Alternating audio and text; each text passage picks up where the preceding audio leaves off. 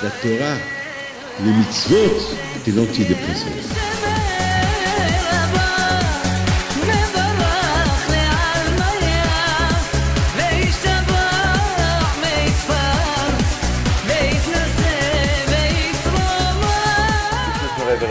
Avec la permission d'Hachem, l'homme ne peut pas comprendre, il ne peut pas savoir c'est quoi son importance à lui.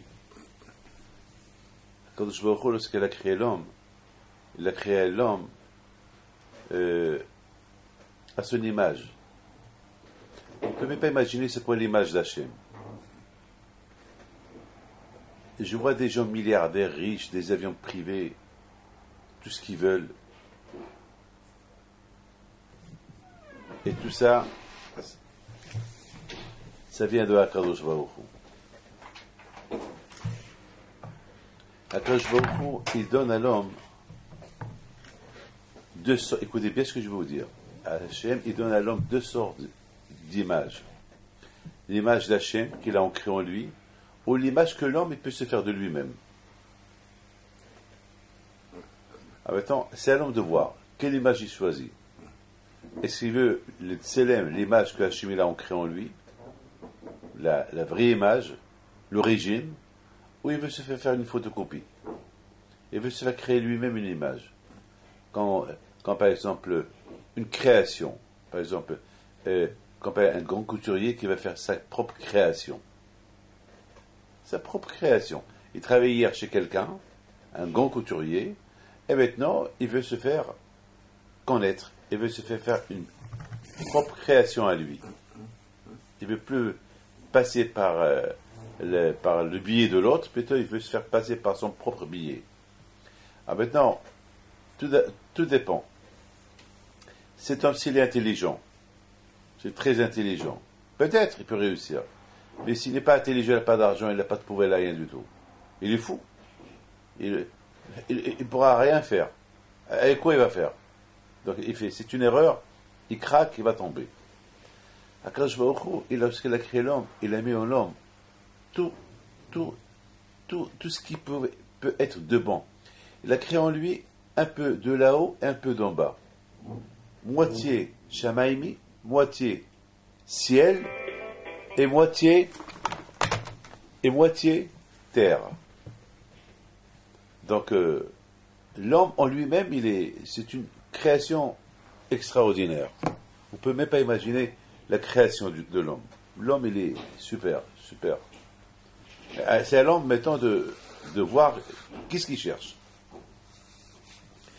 Et on a vu dans les parachutes qu'on va lire, ce que nous avons lu. Par exemple, on voit par exemple la faute des Juifs qu'ils ont fait avec des femmes midianiotes.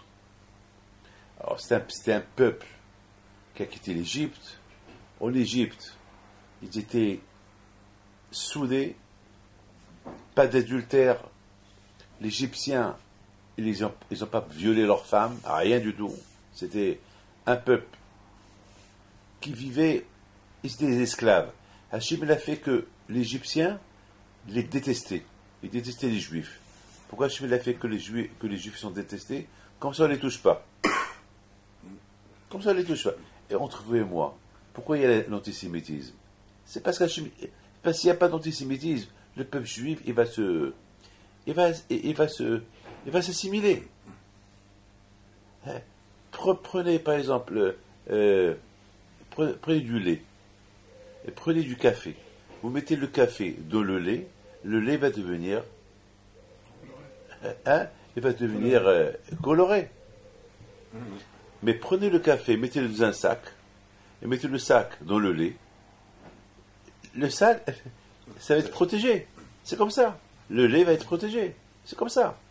Il ne va pas être coloré. Alors, quand je nous a donné la Torah, qui s'appelle la Torah Magina Matsu, la Torah, elle s'appelle une protection, comme un plastique. Il nous protège.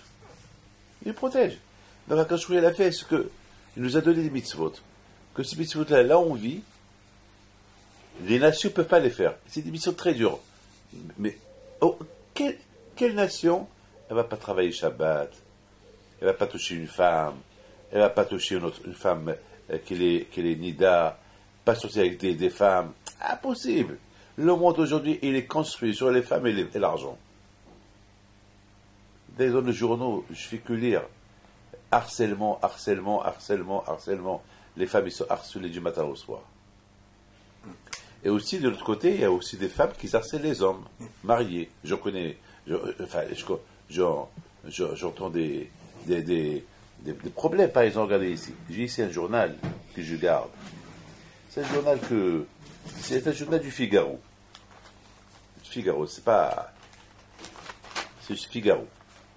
Le voilà, c'est Figaro. Je l'ai gardé. Ce journal, par exemple, il est de vendredi 22 février 2008. Je le garde. Internet. Les parents de plus en plus inquiets pour leur enfant. Les dangers ne se limitent pas à la seule pédocriminalité. Les images pornographiques ou les appels au suicide sont également préoccupantes. Il faut voir ça. Et ça, c'était il y a 4-5 ans. Mais chaque jour, vous lisez, regardez. Ça veut dire que les parents, ils sont préoccupés. Ça veut dire, moi, je ne suis pas contre Internet. L'Internet, c'est bien. Mais, par exemple, il faut faire attention. Pour les enfants, par exemple, hier, il y a quelqu'un hier qui vient chez moi. Il veut se suicider. Pourquoi? Parce qu'il a perdu presque 280 000 euros dans, je sais pas, dans le poker, je sais pas où. Donc, il veut se suicider. Et c'est un jeune de 16 ans. Et mettons, on le menace. S'il ne rend pas l'argent, on le tue. Alors, il est pauvre. Alors, j'ai parlé avec ses parents. Mais les parents, ils n'ont pas d'argent. Donc, ses parents, ils sont obligés de vendre la maison pour lui donner l'argent. C'est la folie. Ça veut dire qu'aujourd'hui, on vit dans un monde dur. Aujourd'hui, on vit dans un monde très très dur. Alors, Akadosh Baruch Hu, il était super intelligent. Lorsqu'il nous a donné des mitzvot, une Torah, qu'elle est dure pour d'autres à l'accomplir. Ça veut dire, où vous allez trouver quelqu'un qui ne va pas travailler Shabbat, ne pas allumer, ne pas fumer, ne rien faire Shabbat, c'est dur. C'est très dur. Très très dur. Les jeunes, beaucoup de choses. La religion juive, il faut être juif pour l'accepter. Vraiment, il faut. C'est dur. C'est dur. Le manger, tu es dans un avion, tu es en première classe, tu es en first. On te dit, tu as pris le billet dernière minute, il n'y a pas de repas cachère. Et tu vas en first, tu vois, tous ces repas qui servent, et toi, tu ne peux rien manger. De tout ça, tu ne peux rien manger. Tu ne peux pas. Même pas un poisson, même pas un sandwich, même pas un fromage, rien, même pas une salade, ou rien. Alors, jusqu'à quelle est la peine? Un fruit. Et je vois que le fruit, ça a été coupé par un couteau. Et ce couteau-là, il a servi à quoi? Il a dû servir à couper la viande, il a dû servir à couper le fromage. Quoi, je vais manger je peux pas. C'est dur. Ben justement, quand je vais ouvrir là-dessus, c'est grâce à la Torah qui nous protège pour ne pas. Donc, Akadosh Baruch Hu nous a donné une identité. Une identité et cette identité, elle se fait avec la Torah. Alors, ou on se fait faire cette identité à travers la Torah, ou bien on veut se faire notre propre identité. Ta propre identité juive et ta propre identité, eh ben c'est l'échec total. Dans le temps à venir, tu vas voir, c'est un échec total. Un échec total. Donc, c'est ça en résumé. D'ailleurs, même Bil'am, il a dit, Bil'am, qui était le prophète, Hachem, il a nommé un prophète chez les non-juifs, chez les nations. Pour ne pas que les nations un jour ils disent, oui, les juifs, tu leur as donné Moshe Rabbeinu, tu leur as donné des prophètes, et nous, tu ne les as pas donnés. Alors, à l'époque, il y a à peu près 3000 ans, Hachem, il a donné aux nations un prophète, l'équivalent de Moshe Rabbeinu. Un grand prophète. Un prophète équivalent. En plus, il voyait ce que Moshe Rabbeinu ne voyait pas. Il était lumineux, ce Bil'am HaRasha. Et pourtant, ce Bil'am HaRasha lui-même, d'un côté, était prophète, mais de l'autre côté, il a choisi il voulait vivre sa propre vie. C'était très dur pour lui d'échapper au plaisir physique. Non. Le plaisir physique. D'un côté, il veut se faire le plaisir d'être le prophète de Dieu. Il voit tout, il sait tout, il connaît tout. Mais de l'autre côté, il veut que son corps profite. Alors, dans la Torah, Ça marche pas comme ça. Dans la Torah, il faut que tu choisis ou Dieu ou ton plaisir. Parce que déjà, en Dieu, en suivant le chemin de Dieu, tu as déjà là-bas un plaisir. Et je vous dis ça personnellement. Personnellement, par exemple, beaucoup des fois, la nuit, moi je ne peux pas aller dormir si je ne vais pas étudier la Torah. Impossible. Je me fais un plaisir d'étudier la Torah. Alors que les gens, leur plaisir, c'est de voir un film et dormir pendant que le film il tourne. Et moi, non. Moi, je peux pas faire. Moi, déjà, j'ai pas de télévision à la maison, mais c'est pas ça mon plaisir. Mon plaisir, c'est pas en journant, en lisant un livre ou voyant quelque chose qui va. C'est pas ça. Mais mon plaisir, c'est je vais partir dormir avec les. C'est mon plaisir. Lorsque je comprends quelque chose de la Torah, c'est mon plaisir. Par exemple, j'étais à quelque part cette semaine et j'ai de la peine sur des gens riches comment ils vivent. Je vous donne la parole d'honneur. J'étais avec William Marciano. C'était l'obscurité. C'était envoyé sur leur visage. Ils ont des milliards. Ils ont un fonds de presque de 200 milliards d'euros. Un fonds de 200 milliards d'euros. Un fonds. Ils gèrent l'argent des autres. Et eux-mêmes, ils sont malheureux. Ils sont malheureux. Ils sont pas heureux. Rien. Il n'y a pas. Sa femme, elle me dit, mon mari pense au suicide. Je dis, comment il peut penser au suicide? Il gère un fonds de 200 millions d'euros. Il est milliardaire. Il a son avion privé. Il a une maison à Monaco. Il a des maisons de partout. Et vous avez 2 avions. Comment? Elle n'arrive pas. Elle ne sait pas. Elle n'a pas de réponse. Elle m'a dit, je sais, mais elle n'a pas de réponse. Je vous donne la parole d'honneur. Et le bon Dieu est témoin. Hier soir, je discutais avec quelqu'un. Hier soir. Quelqu'un, l'une des plus grosses fortunes du monde. Et pourquoi il m'a appelé? Parce que. Pourquoi il m'a appelé? Vous savez pourquoi il m'a appelé?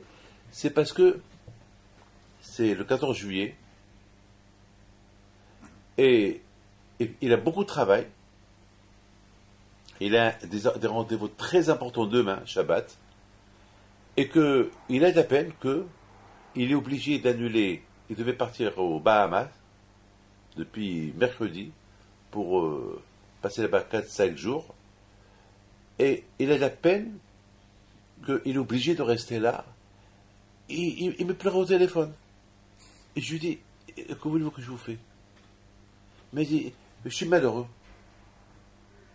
Je commence à réfléchir. Je dis, mais ça va. Et alors, c'est Shabbat. Venez passer Shabbat chez moi. C'est Shabbat. Non, c'est le 14 juillet. Je lui dis, ta tête elle est plutôt vers le 14 juillet que le Shabbat. Alors, quel style de juif tu es? Besséder, le 14 juillet c'est une fête nationale, d'accord. Le Shabbat aussi c'est une fête. Alors, mets les deux à la fois. Shabbat, 14 juillet. Et tu en profites. Et fais-toi un bon repas. Et Shabbat, 14 juillet. Ouais, alors, si tu veux. Non, je préfère aller. Ça veut dire, tu veux que moi, David Pinto, je te fais une bracha pour le 14 juillet? Attends, comment ça marche? Et à moi, tu demandes ça? Ils sont perdus. Pourquoi? Parce qu'il a choisi une identité. Et c'est la raison pourquoi Akadosh Baruch Hu, c'est écrit dans la Torah, quand il a créé l'homme, il a créé l'homme à son image. Mais toi, voilà, je te crée à mon image. Et mon image à moi, c'est la Torah. Mon image à moi, c'est être connecté à moi. Voilà mon image. Maintenant, à toi. Beaucoup de fois, vous appelez quelqu'un au téléphone, et il y a un répondeur qui dit veuillez laisser un message à vous. À toi. À toi. C'est-à-dire, voilà, tu m'as eu, tu peux laisser un message, ou tu veux laisser, ou tu veux pas laisser, tant pis pour toi. Voilà. Quand je vois au il a créé l'homme à son image. Maintenant, c'est à l'homme de choisir son image. Comme Bilam. Bilam, il était le vrai image de Dieu. Hachem lui a donné le pouvoir, la névoa, la prophétie. Mais lui, il a voulu adapter à l'image de Dieu sa propre image. Mais ça ne marche pas. Parce que ta propre image et l'image de Dieu, c'est 2 mondes différents. C'est 2 mondes différents. Et d'ailleurs, D'ailleurs, par exemple, dans lorsque Hachem, et ça c'est important pour vous de savoir ça, au moment que Hachem, dans la paracha va être Hanan, Moshe Rabbeinu alav shalom, et il redonne la Torah au peuple juif. Et dans la paracha va être Hanan, Moshe Rabbeinu, il redonne, c'est écrit tout ce qui s'est passé à Matan Torah, au moment que Hachem a donné la Torah à Israël. Et il leur dit, il leur raconte toute l'histoire, comment ils ont quitté l'Égypte, après ils sont arrivés après 49 jours, et ils ont reçu la Torah, Hachem est apparu, et encore une répétition. Et je me suis posé une question. J'ai remarqué que la façon comme Moshe Rabbeinu il a répété le don de la Torah, c'est pas exactement écrit dans la paracha de Yitro. Dans la paracha Yitro, c'est écrit là-bas la façon comment la Torah a été donnée d'une autre manière. Et si vous voyez, si vous avez le temps, vous voyez la paracha de Yitro, de Matan Torah, et vous voyez la paracha de Va'et Hanan, de Matan Torah, vous allez voir que c'est pas pareil. Il y a l'histoire, il y a la répétition de l'histoire. C'est pas pareil. L'histoire, c'est l'histoire. Lorsque tu répètes une histoire, ben, tu la répètes pas pareil. Mais je me suis posé la question, mais un homme tel que Moshe Rabbeinu, il sait tout. Pourquoi il n'a pas répété pareil? Pourquoi il n'a pas fait une vraie répétition? Et puis, j'ai commencé à réfléchir, j'ai dit, bien sûr que être identique d'Hachem, c'est impossible. Tu ne peux pas. La façon que Hachem il fait les choses et la façon que l'homme il fait les choses, c'est pas pareil. Tout ce qui sort d'Hachem, c'est la perfection à 1000%. Ce qui sort de l'homme, c'est parfait, mais il y a toujours quelque chose qui manque. C'est dur d'être parfait. C'est dur d'arriver exactement à ce que Hachem veut de toi. C'est dur de répéter ou de faire exactement ce que Hachem veut de toi. Mais au moins, fais.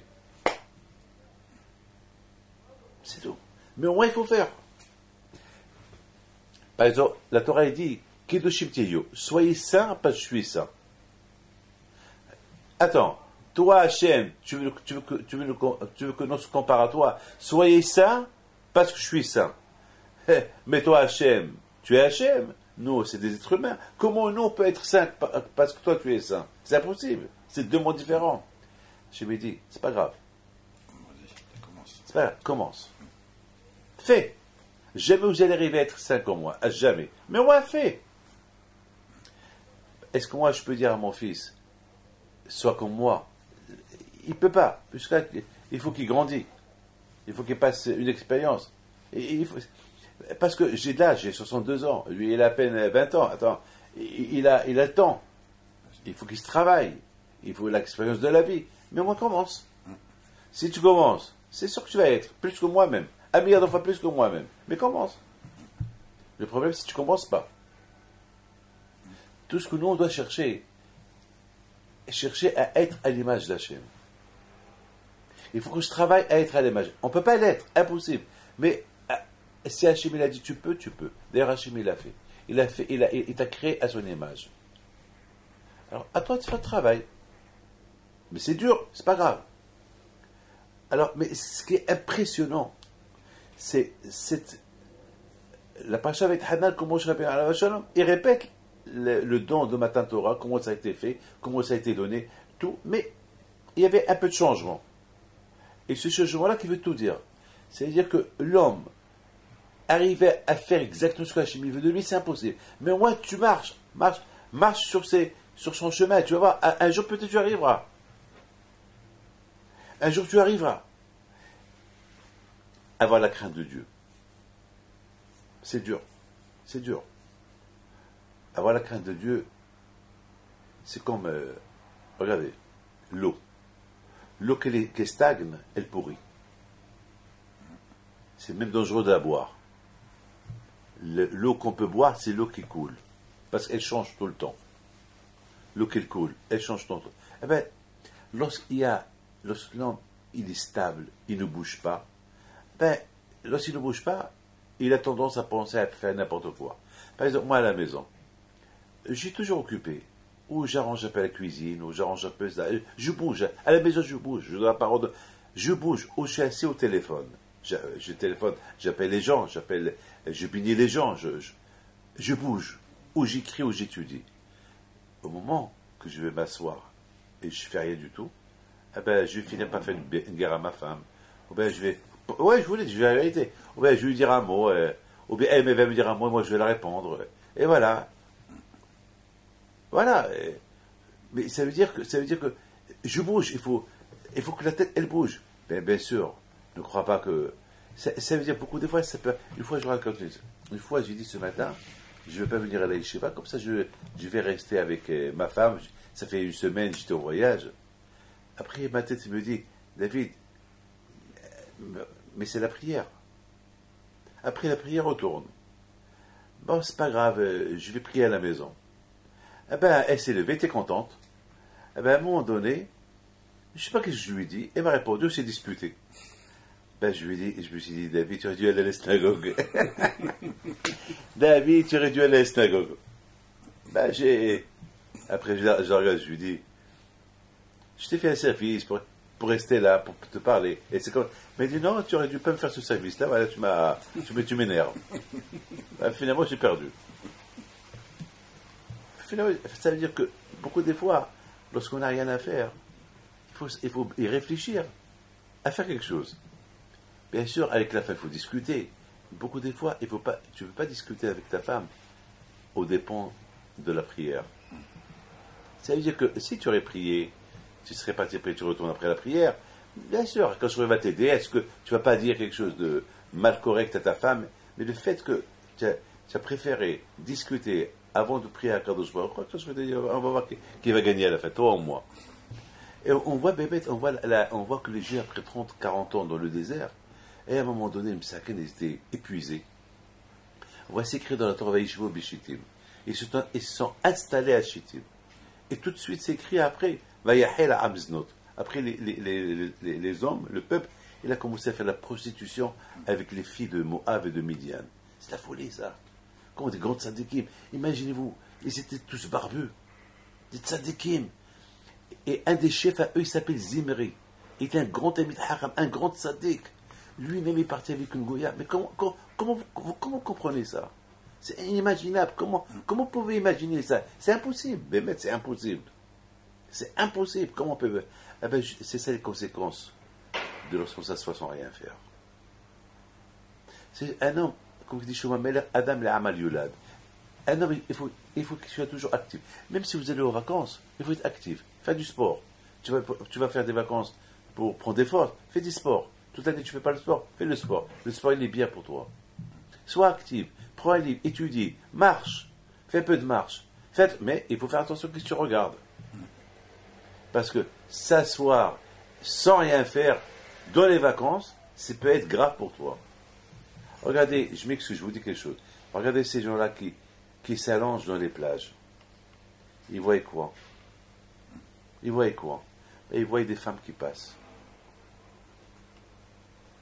Aujourd'hui, on voit toutes ces tentations qu'il y a aujourd'hui. Aujourd'hui, on voit, vous savez, moi, je reçois tellement de monde et je sais ce qui se passe, ce que j'entends. Je vous donne parole d'honneur. Cette semaine, j'ai jamais entendu tant de problèmes d'adultère comme cette semaine. Jamais entendu parler. Et des gens que je connais bien.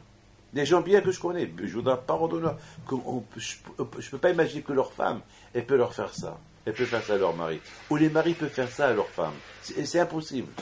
Et malheureusement, les vacances ensemble, et les voyages ensemble, et les invitations entrent ensemble, et les mariages, que tout le monde danse ensemble, et chacun prend la femme de l'autre pour danser. Voilà comment ça marche. Il y a un monsieur qui vient chez moi hier, il me dit, Rabbi David, j'ai un problème. Mon meilleur copain, c'est des temps lorsqu'on on sort ensemble, et je vois qu'il me dit, tiens, prends ma femme, danse avec elle, et lui vient, il prend ma femme, et je vois comment il touche ma femme, ça ne me plaît pas. Et je vois comment il le regarde, comment il se regarde. Voilà, malheureusement, la vie d'aujourd'hui. C'est ce qu'on appelle Zamak, c'est décontracté. C'est ce qu'on appelle la destruction. c'est pas la décontracter, c'est la destruction, malheureusement. Donc la Torah, elle veut te protéger. C'est pas que la Torah, elle veut t'ennuyer, elle veut t'embêter, elle veut te fermer. Non, elle veut que tu sois bien, elle veut que tu sois décontracté, elle veut que tu sois heureux, elle veut que tu sois bien. C'est tout. Les mitzvot, c'est pas pour t'embêter, les mitzvot, c'est pour te donner la joie. Et bien, maître, moi aujourd'hui, je m'en manque de tous ces gens-là qui ont de l'argent. Je suis l'homme plus heureux. Moi, j'ai beaucoup de yeshivot, des institutions dans le monde. Ça me coûte plein d'argent par mois. Ça me coûte des centaines et des centaines de milliers d'euros. Ça me coûte. Entre la France, Israël, l'Amérique, le Canada, l'Argentine, Toronto. J'ouvre et j'ouvre. Il faut que je voyage partout pour ramasser de l'argent dans chaque ville, dans chaque pays. J'ai là-bas un comité. Donc avant, ce que je ramassais à gauche et à droite, ça venait en France. Maintenant, là où je vais, l'argent que je ramasse ailleurs, ça reste là-bas. C'est pour venir ça me donne beaucoup de travail, je voyage. Et parfois, j'ai pas de contaminer ici le mois. Et le bon Dieu, il m'aide. Et je suis heureux. Imaginez-vous quelqu'un qui a des centaines de milliers d'euros à payer par mois.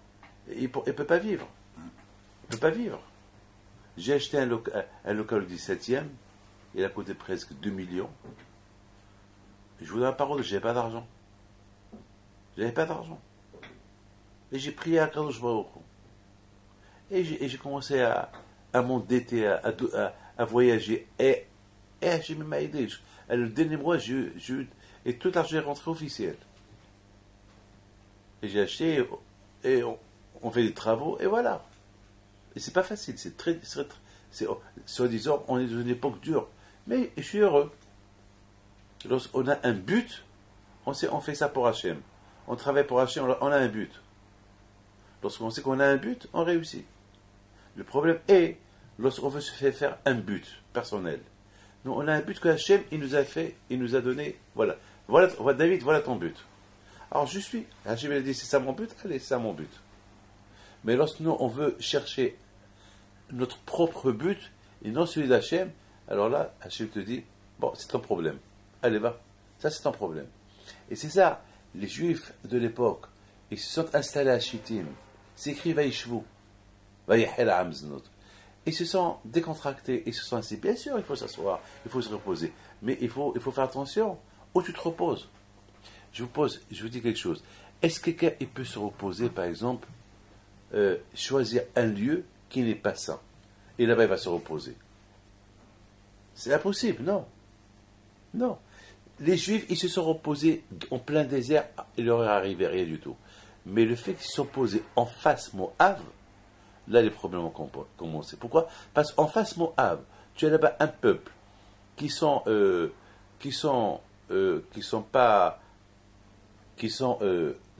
vivent dans la débauche et qui ont une mentalité de vie complètement différente. Ça soit enfin en face d'eux, avec des tentes, ça peut faire une sorte d'assimilation. Ça peut faire une sorte que eux ils vont rentrer chez vous, vous allez rentrer chez eux. Et ça peut faire des dégâts. Il faut s'asseoir. Celui qui cherche la détente, il faut qu'il la cherche quelque part où il n'y a rien du tout. Quelque chose où il n'y a pas de Sahara. Si tu cherches à se reposer comme David Pinto, moi, on me dit où tu vas se reposer. Là, je dis je vais aller à Saint-Raphaël. Je vais aller par exemple à Saint-Tropez. David Pinto à Saint-Tropez, ou à Géo-le-Pin. À moins que s'il y a là-bas je sais pas, c'est impossible. Quel repos? Moi c'est pas possible. Peut-être en hiver, oui. Peut-être en pleine neige, oui. Par exemple, les Alpes, oui. Là, il y a la neige, oui. Mais je ne peux pas aller là-bas parce que je ne peux pas sortir. Parce que là-bas, les femmes, enfin, il y a les plages, je ne peux pas. Je ne vais plus à Nice en été. Jamais. Je vais, parce que je peux pas. Avant j'allais, maintenant, à mon âge, je peux pas. Je peux pas y aller là-bas. Et pourtant, tout le monde va. Oui, tout le monde va, c'est leur problème. Moi, je peux pas aller me reposer là-bas, c'est impossible. Sauf si j'arrive là-bas la nuit, et j'ai une villa, entourée d'une muraille, et je reste là-bas une semaine, sans sortir. Alors c'est quoi ça alors? C'est quel repos ça si je ne sors pas? Si je m'enferme, alors autant m'enfermer ici à la maison.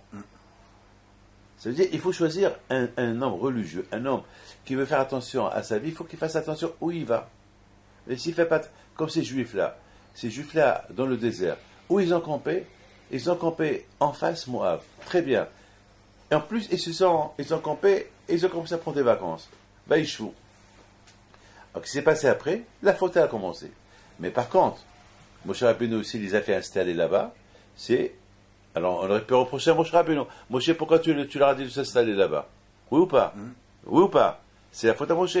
Moshe, il te dit, oui, de toute façon, un jour le juif va habiter à Paris, un jour le juif va habiter à New York, un jour le juif va habiter à Dizengoff, un jour le juif va habiter à Saint-Tropez, un jour le juif va habiter à Saint-Raphaël, à Eilat.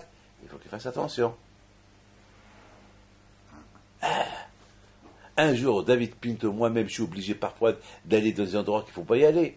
Et je suis obligé d'être là-bas. Qu'est-ce que je vais faire? Par exemple, je prends l'avion. Et parfois, je prends la queue pour entrer dans l'avion. Et c'est en plein été. Et il n'y a que des donnus. Je suis derrière les femmes qui ont tous des donnus mal habillés. Et qu'est-ce que je vais faire? Qu'est-ce que je vais faire? Je vais fermer les yeux? Qu'est-ce que je vais faire? Je ne vais pas voyager? Je suis obligé de voyager. Qu'est-ce que je vais faire? Je ne peux rien faire. Et beaucoup de fois, ça arrive qu'il y a une femme qui s'assoit à côté de moi, mal habillée. Et je cherche, il y a ailleurs, qu'est-ce que je vais faire? Qu'est-ce que je vais faire? Eh bien, je vais fermer les yeux. Pendant 2 heures, 3 heures, 4 heures. Ben, je ne veux pas voir. Je vais dire, bon, c'est ça la vie. C'est ce que Moshe Rabbeinu a voulu enseigner aux Juifs. Il leur a dit, si je vous ai fait camper ici, c'est pour que vous appreniez que la vie, elle est comme ça. La vie, vous n'allez pas habiter tout le temps dans un désert. Un jour, vous allez être en exil. Un jour, vous allez habiter avec des gens qui sont qui s'habillent mal. Alors, vous n'allez pas habiter ou vous allez partir. Et donc, il faut s'adapter à ça aussi. Alors, comment on s'adapte? Alors, il faut bouger. Faites attention. Ne pas regarder. Étudier la Torah. Occupez votre tête. La Gemara dit, un homme qui n'occupe pas sa tête, il pense tout de suite aux femmes. Une tête qui n'est pas occupée dans le travail, une tête qui n'est pas occupée avec quelque chose, il pense à la femme. Ou un homme en dépression, un homme qui a des problèmes, alors pour se cacher de ses problèmes, c'est la femme qui va venir sur la surface. Mais ça, c'est pour résoudre le problème pendant 5 minutes, et après le problème il reste. Voilà, la femme, voilà, ça est le problème. Pendant 5-10 minutes, un quart d'heure, la femme t'a oublié ton problème, mais une fois que tu as terminé avec cette femme-là, ben, le problème il reste. Et puis tu vas doubler le problème. Donc tu n'as rien gagné.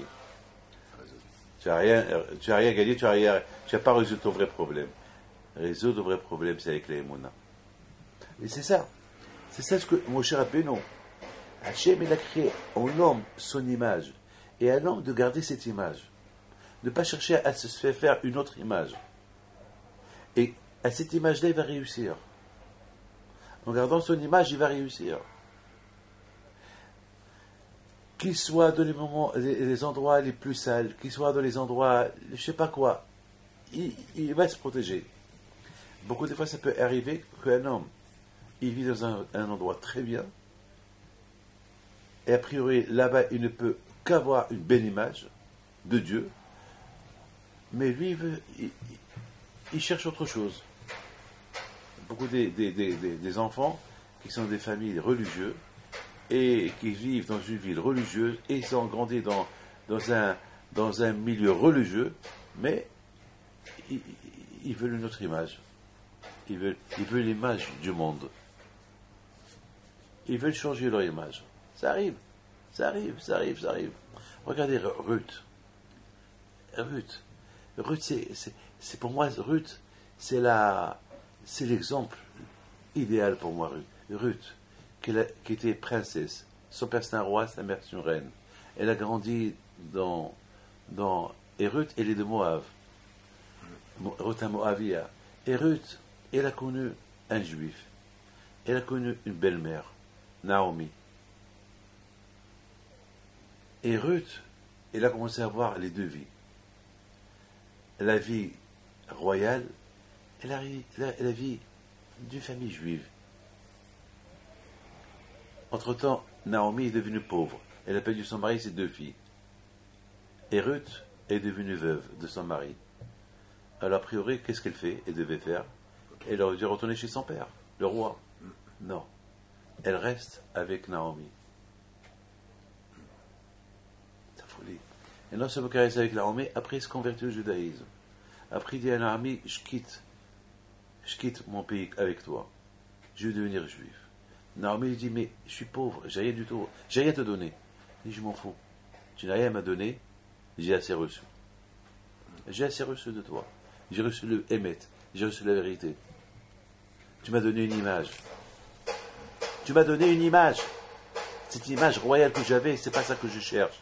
Je veux cette image-là, cette image spirituelle. C'est ce que je veux. Comment vous comprenez ça? Elle est princesse, elle a tout, elle a choisi quelque chose de... Elle a choisi la pauvreté, elle a choisi aller en Israël avec Naomi, un pays qu'elle ne connaît pas, là où ils vont peut-être l'insulter. Qu'est-ce que tu veux faire ici? Et en plus, à cette époque-là, les Juifs, ils croyaient qu'on n'a pas le droit de marier les gens de Moab, même s'ils se convertissent. On n'a pas le droit de les marier.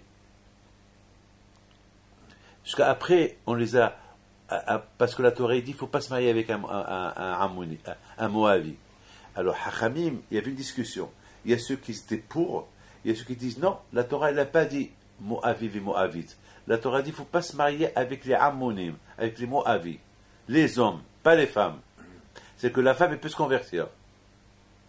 Et finalement, de Ruth, Shmuel Hanavi, et Boaz, il a accepté sa conversion, il s'est marié avec elle, et David Amelech, il est sorti d'elle. Et Shlomo Amelech, il est sorti d'elle. Et Mashiach, il est sorti d'elle. C'est folie, ça. Alors, mais comment Ruth, elle est arrivée? Comment Ruth, elle est arrivée à faire un choix? Eh bien, lorsqu'on réfléchit bien, de là tu vois, que tu es juif ou tu n'es pas juif, tu réfléchis bien à la vérité, eh bien, tu trouves que la vraie vérité, c'est Dieu. C'est cette image que Dieu a ancrée dans l'homme. Qu'il soit juif ou pas juif, il y a une image. D'ailleurs, on n'a pas le droit, n'importe quel être humain dans le monde, il a l'image de Dieu. On a l'obligation de respecter l'image de Dieu. Là, n'importe quel... D'ailleurs, lorsque la Torah te dit ne vole pas, aime ton prochain comme toi, c'est pas qu'aux Juifs la Torah elle parle. Elle parle à tous les peuples. C'est-à-dire, ton prochain comme toi, ça veut dire qu'il soit un arabe, un catholique, un chinois, un japonais, un noir, un blanc, qu'il soit qui que ce soit. Même ton ennemi, il faut l'aimer comme toi. Mais si on appliquait ça, il n'y aura pas de guerre. Lorsque la Torah te dit ne tue pas, ne vole pas, ça ne s'applique pas uniquement aux Juifs, ça s'applique à tout le monde. Regardez ce qui est impressionnant. Et là, c'est extraordinaire. On voit qu'il y avait Ruth et sa sœur Orpa. Deux sœurs, hein. On voit les deux. Ils étaient mariés avec deux filles, avec deux garçons de Naomi. Les deux hommes, ils sont morts. Les deux sont restés veuves. Et une est partie avec Naomi, est sortie, est devenue Tzadeket, la mère du royaume, et Mashiach est sort d'elle, David, Shlomo, etc. Et Orpa, qu'elle a réfléchi elle aussi, elle a préféré rester avec son père, elle s'est mariée, elle a eu Goliath. Regardez, deux mondes différents. L'une, et les deux ont bien réfléchi, les deux ont bien compris, et les deux, ils adoraient le judaïsme, et les deux adoraient Naomi. Mais une, elle est partie avec Naomi, et l'autre, elle est restée dans son pays, à Moab. Une, elle a trouvé l'affiche, elle a trouvé l'image de Dieu, et on voulait plus se séparer. L'autre, qu'elle a reconnu l'image de Dieu, mais elle voulait se faire elle aussi une image à elle, une marque déposée à elle. Et soi-disant, je vais essayer là être avec Dieu. Ça ne marche pas. L'image de Dieu et ton image à toi, ça ne marche pas les deux. C'est comme si tu prends Chanel et Dior et tu mets les deux. Ça ne marche pas. Chanel, c'est Chanel, Dior, c'est Dior. C'est deux marques. Ça ne peut pas. C'est deux compétitions. Ça ne marche pas. Donc, comme si vous prenez deux rois de deux pays différents, vous les mettez les deux gouverner un pays. Ça ne marche pas. Chaque roi, il est de son pays. Ça ne marche pas. Alors, Hachem, il a ancré en toi son image à lui. Alors tu choisis, ou tu le gardes ou tu le perds. Regardez Moshe Rabbeinu. C'est écrit lorsque Moshe Rabbeinu était prince. C'est écrit Vaïtse Moshe. Elehav. Moshe est sorti. Pourquoi il est sorti? Parce qu'il s'est dit que je vais faire dans le palais. Si je reste dans le palais, je vais devenir je vais me faire créer une image de prince royal, son Altesse royale, Moshe, le fils, Abatia. Après, il va faire son bureau, et après ses chevaux. Attends, mais je suis juif. Mon image à moi, c'est pas d'être un prince royal. Mon image à moi, c'est être le prince d'Hachem. Et pour être le prince d'Hachem, il faut que je surveille mes frères. Pourquoi Hachem, il est enfermé dans le ciel? Mais Hachem, il surveille même est-ce que les animaux, ils ont mangé ou pas. Les il surveille même les araignées s'ils ont faim. Il leur donne à manger. C'est tout de suite. Vaïtse, Moshe, Elehav. Il est sorti. Il court. Il a commencé à aider ses frères. Et s'il reste là-bas, il va perdre son image. Il va se faire créer lui-même sa propre image. Et c'est pas ça le but. De la paracha Beit Hanan, c'est extraordinaire. La Torah là-bas, elle te donne. Moshe Rabbeinu, il te donne la Torah d'une autre façon comment la Torah elle a été donnée. Plus ou moins, mais il y a eu là-bas des choses que c'est ajouté. Pourquoi? Parce que être exactement à l'image d'Hachem s'impose. Mais il faut travailler. À la fin, tu arriveras.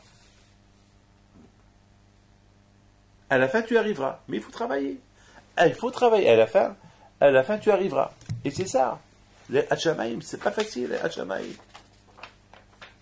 Je voudrais simplement terminer ce que je suis en train de vous dire avec une seule phrase. La réussite de chacun de nous, si on veut réussir, c'est ne pas vivre dans la contradiction. Le Tsar, il est fort. Reuven était le Bechor, était le garçon aîné de... Et parce que il s'est énervé sur son père, il a perdu tous les titres. Sa mère s'appelle Léa. Son père s'appelle Yaakov. Toujours, il dort. Toujours, Yaakov, il dormait dans la chambre de Rachel. Rachel, elle est morte. Alors, mettons, Yaakov, où va aller dormir? Chez Léa. Mais qu'est-ce qui s'est passé? Yaakov, il est parti dormir chez Bilha.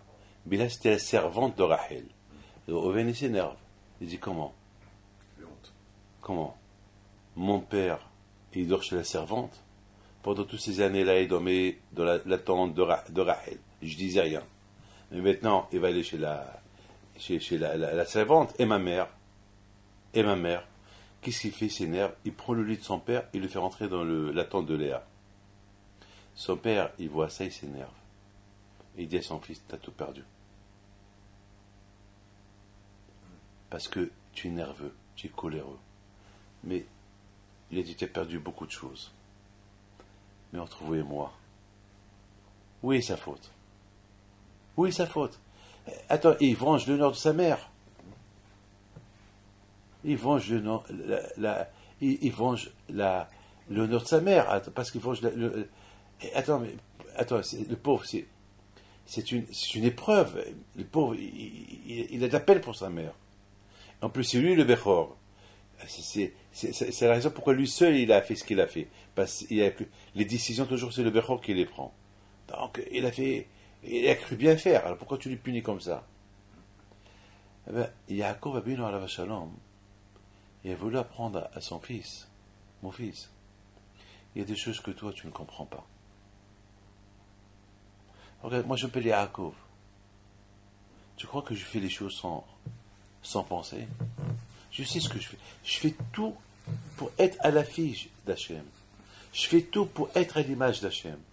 Est-ce que moi, Yaakov, je vais faire de la peine à une femme? Mais si je dors chez Rachel, parce qu'Hachem, il a choisi que je dors là-bas. Si je suis parti chez Bilha, parce que Bilha, c'est la servante. Et c'est beau ce qu'il dit ici. Il dit que la servante, ils sont toujours... Ils sont toujours annulés.